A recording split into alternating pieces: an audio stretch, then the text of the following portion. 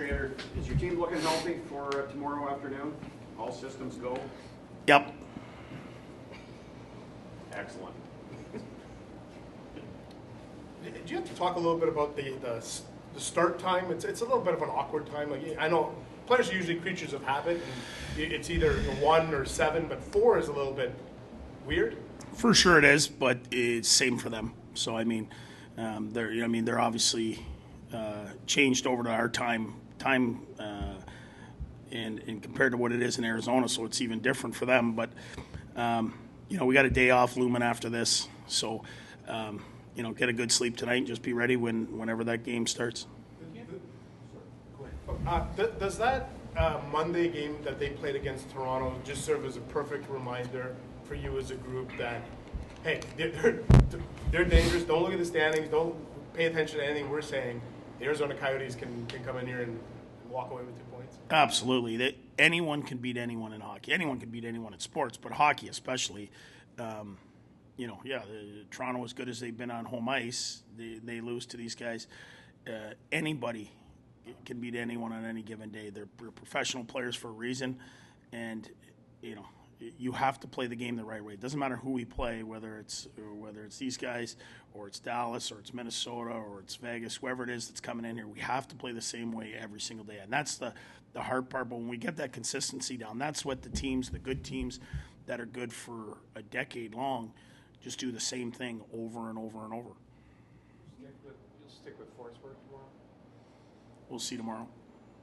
Maybe I'm reading into this too much, but Hellberg was on the starter side at the beginning of practice and you swapped. Why do you do that? I don't know what happened there, to be honest. I got to be honest. Berkey was talking with Forsey, and then Helly got in that net, and I was asking the same question you were asking, so I don't know what happened there, but Forsey went back in his net after that. So you'll stick with Forsberg tomorrow? We'll see tomorrow, Bruce. When a guy plays that much, he's played 4 in a row. As long as it's every second day, you feel fine sticking with him, right? Well, one of the biggest things for him is what kind of shape he's in and how much work he puts in. If he was a guy that didn't take care of himself, fatigue would start to be an issue. Fatigue's not going to be an issue for him. Telby, you say he's a couple weeks away or whatever that may be, he can help with the load. So is he going to have to push here, for this, 5 or 4 week span? He's going to have to push. But if there's a guy that can do it, it's him. But one of the things you always liked about him, and maybe that's why you asked him to dial it back yesterday a bit and not go on the ice, was you've always liked his work ethic. Incredible. Not just his work ethic, but his mental toughness, the amount of times he's been waived, switched cities. I was talking to him at the start of the year this year. It's the first time he's ever gone to an NHL training camp and had a place to stay, where he wasn't waiting either to get sent down, stay in a hotel for 6 weeks, whatever the case may be. The kid's mentally tough.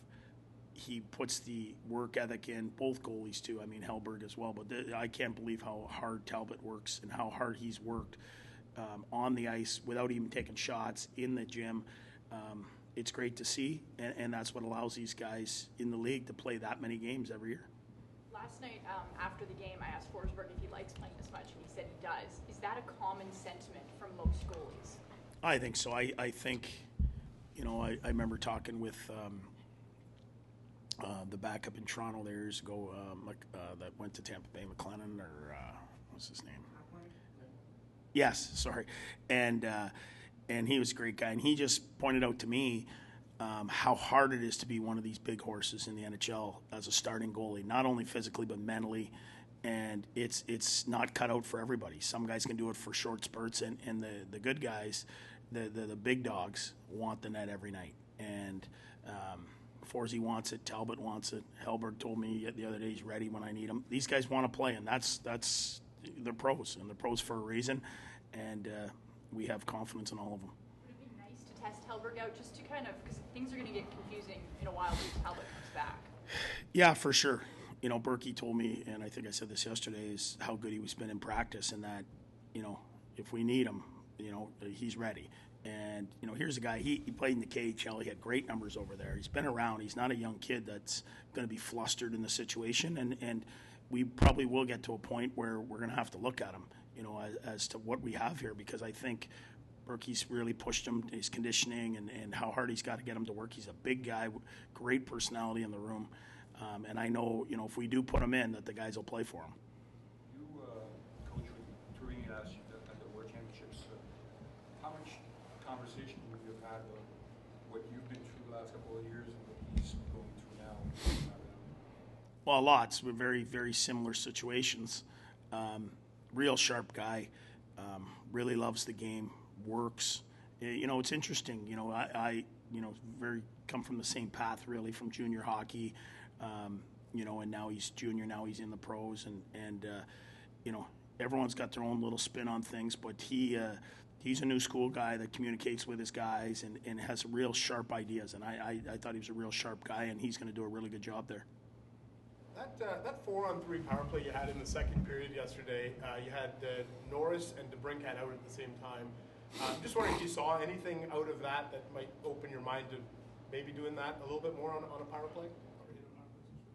Well, I think we're not afraid to use any combination, at this point, whether it be whoever it is that's going that night. And, obviously it gets a bit confusing when you have what you think is, 7 forwards that are power play guys and pure, number one power play guys. So, things will change night to night, but we've had success so far on the 4-on-3s. The 1 5-on-3 was no good. In Buffalo, that was no good. But we've had success there, and whoever's going's going. And the best part is the guys on the bench are cheering for the other guys, where they understand that the next time it's going to be their opportunity. Whoever's going, not everyone can go on the ice, but there's been incredible buy-in so far. Coach, many of the players, or some of the players after the game last night, talked about the Kostelic line's energetic shift in the second period. It hit everybody. Was there anything said to them before that? Did they have to have something said or reminded of what they need to do, or was that just taken upon themselves? Well, what had happened, there were some special teams that had gone on, then some 4-on-4, and they kind of got froze out a little bit. And I said, hang in there, guys. You guys are getting out there shortly. I need 30 seconds of all you got. Get us in the O-zone. A lot of times they get the bad defensive zone start. Their job is to get it down to the offensive zone, whether they get us a whistle or whatever, and kick it around on there, and then they're changing. That's their role. And if they contribute offensively, great. But their job is to go 100 miles an hour every time they're out there, finish every check.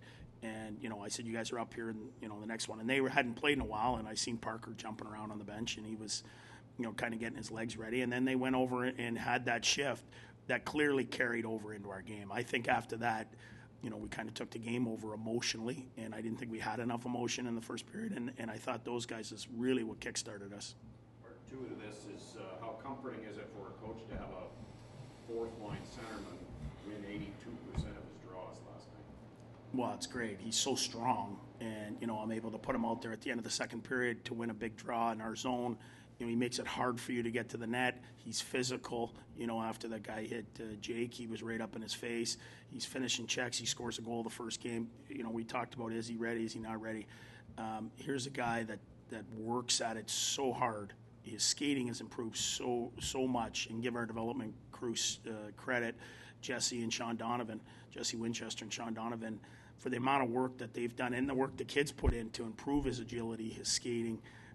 And he looks like he's going to be a good, big, tough centerman for a long time. Along that line, Shane Pinto was 67% in the face-off circle as well. Is that an area he's worked on, or he's always been, in small sample size, he's been a pretty good face-off guy? He's been a good face-off guy everywhere he's gone, except for the NHL, and now he's starting to do better there. In the NHL, you're going against the best in the world. He works on it. The more reps he gets, the better he's going to get at it. He's a strong kid too, so these aren't light guys winning draws, but they're going to have their nights too when it doesn't go their way. Just don't get beat up too bad. Lose 55-45. Don't lose 80-20. And those are some of the lessons that you learn in the league. Like even Giroux after the game last night, said to me, "I'll be better in the circle." It was one of his concerns that he lost a couple big draws. And I said the numbers all even themselves out. He's a 60-something% draw guy on the right side. One of these nights coming up, he's going to win 8 in a row. And I think he appreciated that. But that's just the way it goes. Just keep doing what you do, keep getting reps, and get better.